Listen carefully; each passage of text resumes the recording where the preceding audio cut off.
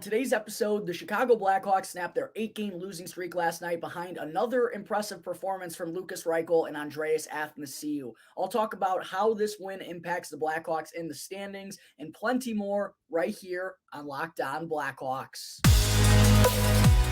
You're Locked On Blackhawks, your daily podcast on the Chicago Blackhawks. Part of the Locked On Podcast Network, your team every day.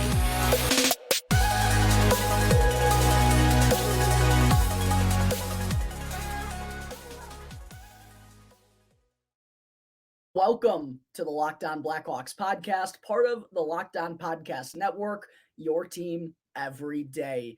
Today is Wednesday, April 5th. I'm your host, Jack Bushman. You can find me out on Twitter at JackBushman2, or you can also go and check out my Strictly Blackhawks account at Talkin' Hockey for all the latest Blackhawks news and updates.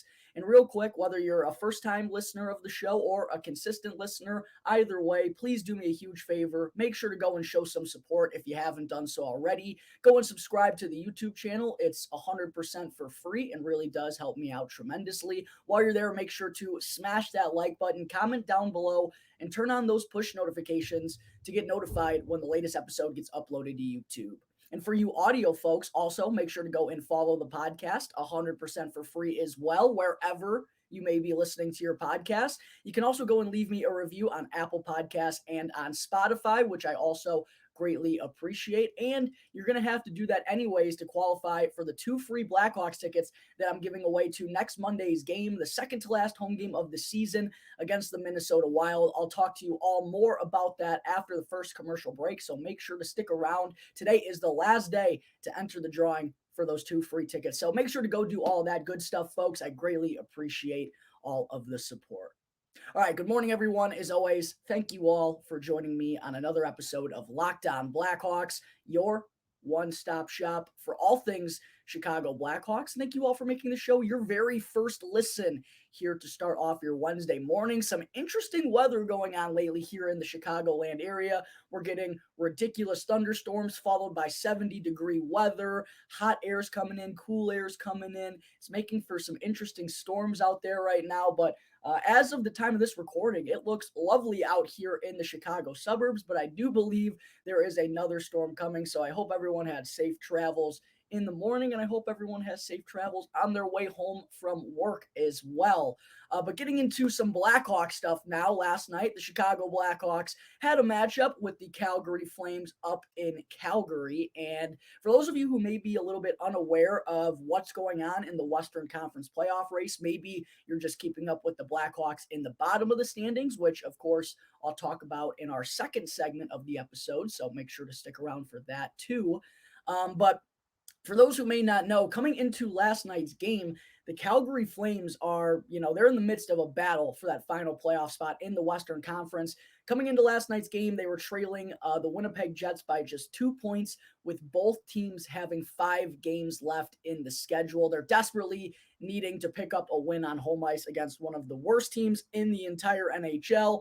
And then, as we all know, the Blackhawks are on the complete other end of the spectrum. Obviously, us fans and probably, the front office too is hoping for this team to pick up as many losses as possible down the stretch so that they can finish 32nd in the NHL standings when it's all said and done. So Calgary obviously really needed a win last night. The Blackhawks really could have used a loss.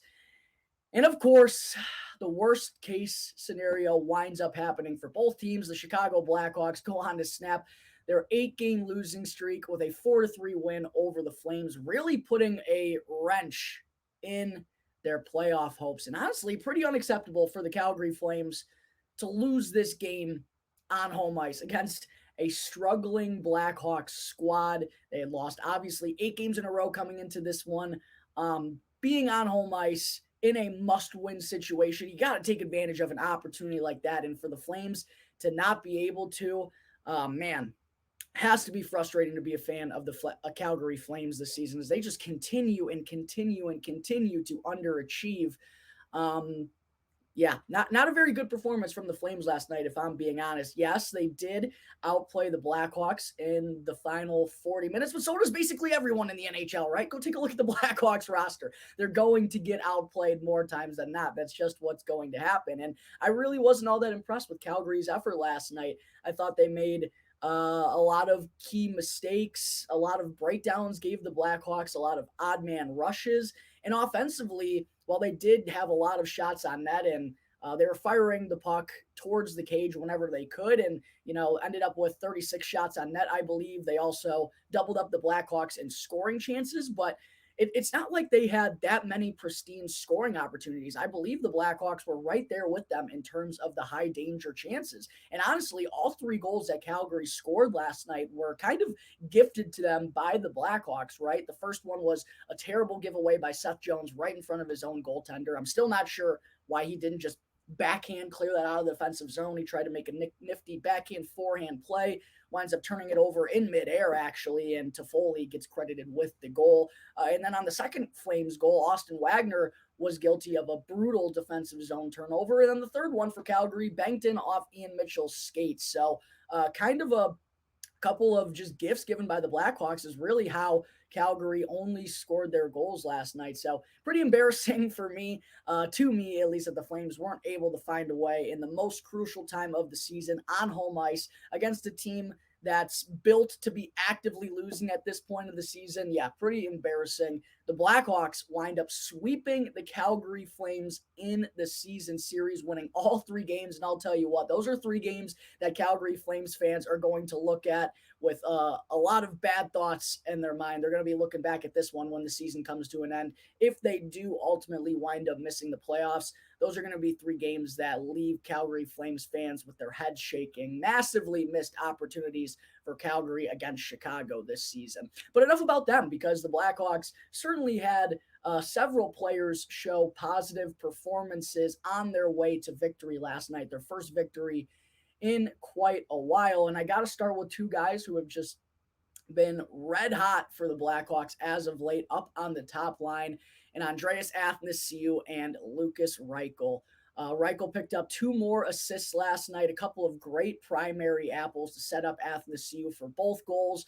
Reichel now has 6 goals in his last 6 games, in the progression just keeps being more and more evident. And then for Athanasiou, he found the back of the net twice for his 17th and 18th goals of the season. He's now just 2 goals shy of the 20-goal plateau, which he's only hit one time previously in his entire NHL career back in 2018-19 with the Detroit Red Wings, and he actually went on to pot 30 that season. So those two have just been clicking up on that top line together recently, and I think what's been especially evident to me is how well these two play in transition and feed off each other. And now that they've got some, a couple of weeks worth of games under their belt playing together, it feels like they're very familiar with each other's game, and they've been moving the puck tremendously back and forth. And if you give Lukas Reichel and Andreas Athanasiou chances in transition, those two are two of the best skaters on the Blackhawks. Athanasiou is obviously one of the best skaters in the entire league. That's one of the best parts of Lukas Reichel's game so far as well. It feels like he's done a really good job at recognizing opportunities, potential odd man rushes in transition. He and Athanasiou capitalized on a couple of them real quick last night. So it's been awesome to see those two really working well together. Athanasiou now has 4 goals in his last 3 games as well. Reichel's been a point per game player darn near for the last couple of weeks. Our baby boy is growing right in front of our own eyes, and it is absolutely magnificent to watch. Listen, I've been saying on this Locked On Blackhawks podcast for a couple of years now that Lukas Reichel is going to be a special player. It's been phenomenal watching him kind of develop into that here on the fly, getting an opportunity on the top line. Love to see him continue to make the most of it there with Andreas Athanasiou. And by the way, Jonathan Toews actually started last night's game against Calgary up on that top line in his first game back after missing 2 months. Looked like Luke Richardson just kind of wanted to ease him into the lineup, starting him on the fourth line with Reese Johnson and Austin Wagner. In the second half of that game against New Jersey, Taves started to get some shifts up on the top line. That's where he opened up this game against Calgary. And he also picked up another assist last night on Athanasiou's opening goal of the game. All in all, another pretty decently solid performance out of Jonathan Taves. I think there's, still a little bit of rust that's pretty obvious at times, but I thought he moved the puck well, struggled a little bit at the faceoff dot, which is weird to see out of Jonathan Taves, but all in all, for a second game back, he winds up on the stat sheet once again. Got to feel good about how Jonathan Taves has returned so far since missing those 2 months. Also, got to give a shout out to Boris Katchouk in that the 14, 15, 16 third line for continuing to find ways to make an impact on the game. Boris Katchouk, a huge goal for the Blackhawks last night, a perfectly read play in order to force a turnover. Nazem Kadri is chasing a puck down in his own zone. Boris Katchouk is the first man in on the forecheck. Kadri, it looked like he just assumed Katchouk was going to run him into the boards. And look, Boris Katchouk is a physical fourth liner. That's kind of what he is known for doing. Katchouk perfectly recognized that Kadri assumed that he was going to hit him along the boards. Kadri just kind of pokes the puck behind his own net. Katchouk reads it perfectly. Right when Kadri goes to make that pass, he intercepts the feed behind his own net, feeds Drew Jarkera out in front. Nifty finish from number 16. Another goal created by that third line of Kara, Katchouk, and Anderson. They continue to just be fantastic. I'll tell you what, Boris Katchouk has just been James Bond on a mission these last 4, 5, 6 weeks. Now has 3 points in his last 5 games, just continuing to find ways to make an impact on the game. Really excited to see what Boris Katchouk is going to have in store for this Blackhawks team next season. And then Austin Wagner winds up potting the game-winning goal, his first as a member of the Chicago Blackhawks. Also his first NHL goal since April, I had it written down, April 12th of 2021, nearly 2 full years since Austin Wagner last scored a goal at the NHL level. He also led the Blackhawks with 6 hits down there on the fourth line. Beautiful curl and drag move by Austin Wagner, by the way. I didn't know he had that in his bag, but lots of speed from Wagner on that fourth line, good physicality, and he's shown a little bit of offensive dynamic so far in his 3 games with the Blackhawks. So good stuff out of Austin Wagner. I'm sure he felt awesome scoring that first goal in nearly 2 years. Shout out to Austin Wagner for potting the GWG last night. And then I got to give credit for Petr Mrazek, because truthfully, he was the only reason why the Blackhawks were in this game, why they had the opportunity to jump ahead in the third period, because Mrazek was really stellar all night long. Ended up stopping 33 of the 36 shots that he faced to pick up his first victory since February 25th against the San Jose Sharks. First win in his last 9 starts. Very deserving for Petr Mrazek. And honestly, over the last 2 months, he's really been doing his best to kind of get his numbers back to being respectable, right? We've seen Mrazek for most of the year with a goals against average above 4, a save percentage below 900. He's starting to get those back to the normal range, closing in on that 900 save percentage. And in fact, quietly, while Petr Mrazek hasn't been earning a lot of wins, and neither have the Chicago Blackhawks, he's been playing his most steady hockey of the entire season the past couple of weeks. In his last 15 starts, Petr Mrazek has only given up more than 3 goals 4 times. And I know that might not sound significant, but with this Blackhawks team at the moment, that defense giving up that many shots on a regular basis, it's pretty darn impressive for Petr Mrazek. So credit to him for playing well once again last night. I honestly thought he was the Blackhawks' best player. And while it didn't benefit the team to pick up a victory, it was nice to see Mrazek get rewarded with a W for his strong play. All right, coming up in just a moment, Hawks fans, I will talk about how badly the win last night from the Hawks hurt them in the Tankathon standings. But first, real quick, I need to talk to you all about Built Bar, which is the protein bar that tastes just like a candy bar. Are you looking for a delicious treat but don't want all of the fat and calories? Well, then you gotta try Built. And I know some of you out there are asking, well, what makes Built Bar so good? First off, they're covered in 100% real chocolate and have unbelievable flavors such as cinnamon churro, peanut butter brownie, coconut almond, and plenty more. Plus, they only have 130 calories, just 4 grams of sugar, and a whopping 17 grams of protein in every single bar. And right now, you can go on down to your local Walmart or Sam's Club and get you a box of Built Bars. You used to have to order these things online and would have to wait for them to get delivered to your door. But now you can go on down to Sam's Club or Walmart and snag you a 4-pack of cinnamon churro, double chocolate, or you can even try the Built Bar Puffs, which are absolutely delicious. Go and grab you a 4-pack, and I promise you'll be thanking me later. Built Bar, the protein bar that tastes just like a candy bar. All right, we're back here on the Locked On Blackhawks podcast. Real quick before I get into segment 2, today is the final day to qualify for the 2 free Blackhawks tickets that I'll be giving away to Monday night's game against the Minnesota Wild, the second to last game at the United Center this season. And all you got to do in order to qualify is 3 real easy things. 1, go and leave me a review on either Apple Podcasts or on Spotify. 2, make sure to drop the name of your YouTube channel in that review. And 3, go and subscribe to Locked On Blackhawks on YouTube. The reason why it's so important for you to drop the name of your YouTube channel in that review is because that's how I'm checking that you're going to be subscribed to the channel. You got to do all 3 in order to qualify for those 2 free Blackhawks tickets. Today is the last day to get those reviews in, so make sure to take advantage of that tremendous opportunity. All right, enough of that. Getting back into the show. Segment 2, let's talk about the latest update to the Tankathon standings following 3 of the 4 teams at the bottom being in action last night. And all 4 teams at the bottom actually now have 5 games left on the schedule in the regular season.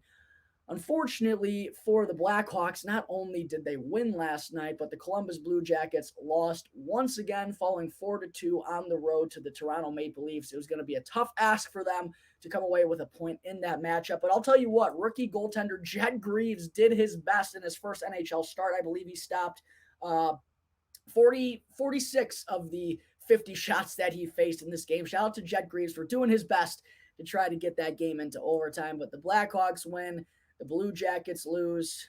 Let's take a look at how the standings shake out following what occurred last night. So with the Blackhawks picking up the victory, folks, unfortunately, they no longer sit in last place. They're not in 32nd in the NHL standings.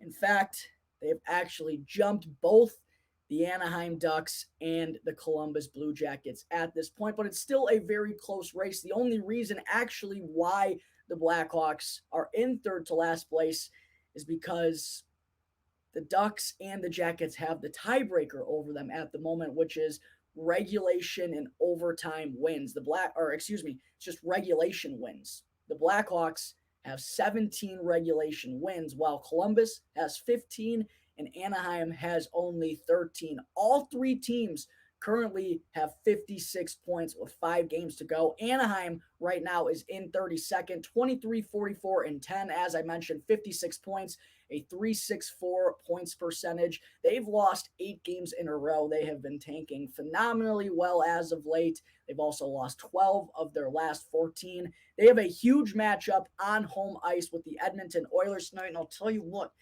it would be massive if the Ducks would be able to come away with at least 1 point tonight, because with them only having 13 regulation wins and the Blackhawks having 17, the Blackhawks are not going to be able to have the tiebreaker over Anaheim, so they need to finish with fewer points than the Ducks do, or else they're not going to be in 32nd place.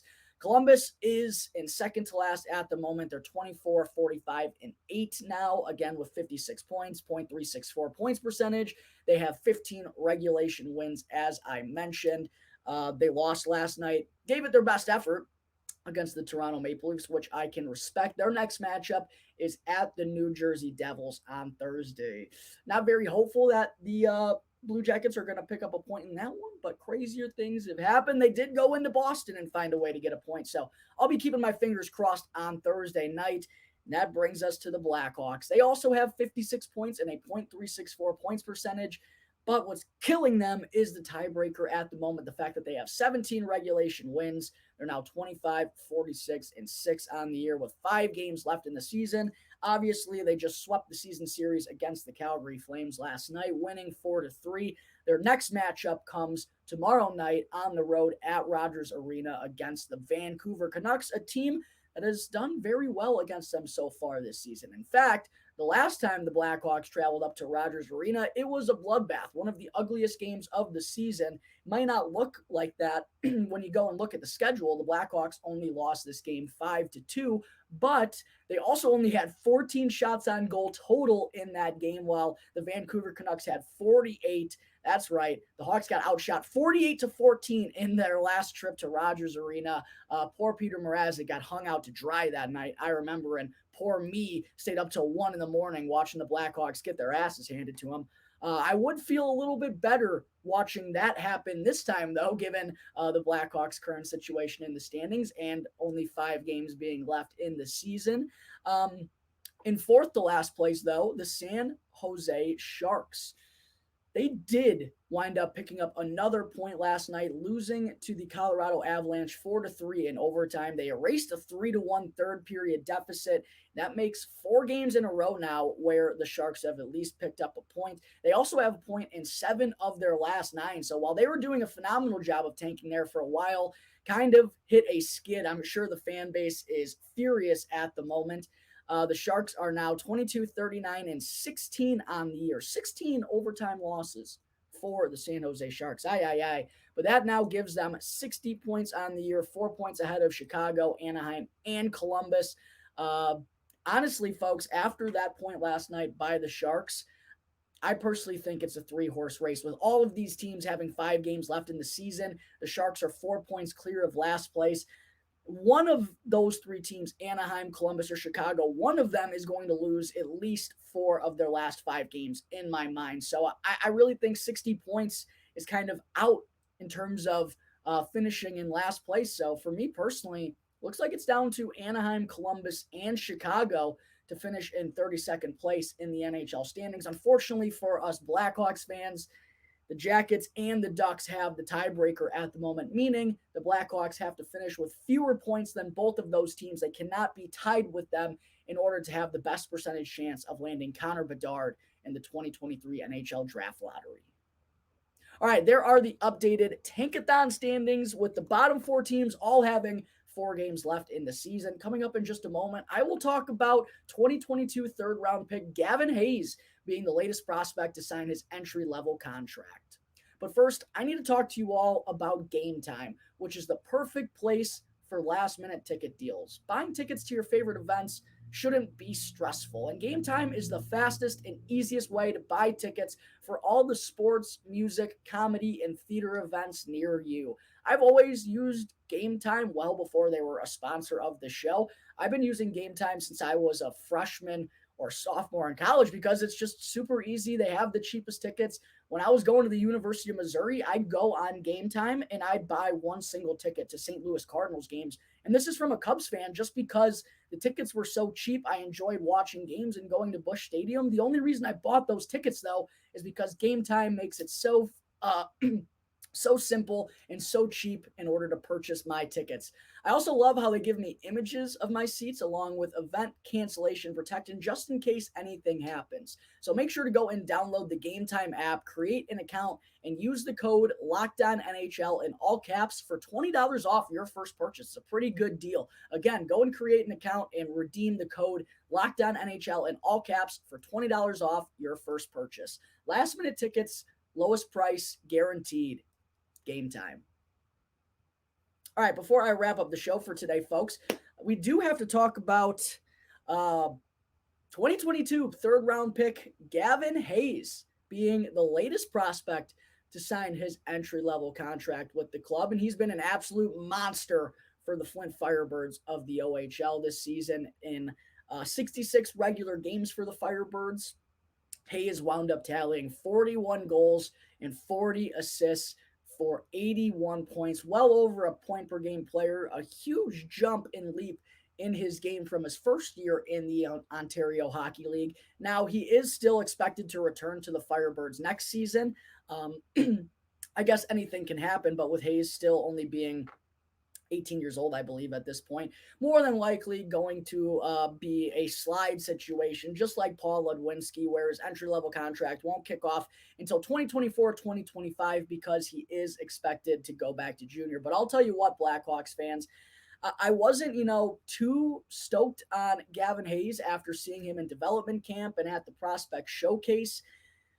But my mind has certainly changed on him based on the season that he's had with the Firebirds. And I can't deny that he's probably deserving to be inside my Blackhawks top 10 prospects list that I'm going to do once the season wraps up here in a couple of weeks, because Hayes has flashed his dynamic goal scoring ability, which personally looks like it's his best asset. He's been, when I've been seeing highlights from Flint this season, not only have we seen Hayes show off his impressive shot, but he finds those little areas, those open spots. He's good in transition, a quick release. It feels like he's got all the tools to be a gifted goal scorer as he continues to rise through the ranks these next couple of years. And then adding the playmaking ability too has been absolutely awesome. I'm really excited about Gavin Hayes.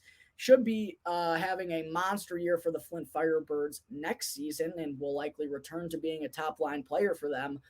By the way, the Firebirds are in the midst of their opening round series in the OHL playoffs against the Saginaw Spirit. Gavin Hayes, I don't believe, has gotten on the stat sheet yet, but the Firebirds are currently winning that series. Make sure to go and follow at Talkin' Hockey on Twitter to keep updated with not only Gavin Hayes' first round series, but all of the Blackhawks prospects in their playoff series in their respected junior leagues. But anyways, on Monday morning, we saw Hayes was the latest prospect to ink an entry-level deal, 3 years, just short of $900,000. As I mentioned, likely going to be a slide candidate, given that the expectation is for him to go back to the Firebirds. But Hayes becomes the fifth Blackhawks prospect to sign his entry-level contract here in the past couple of weeks.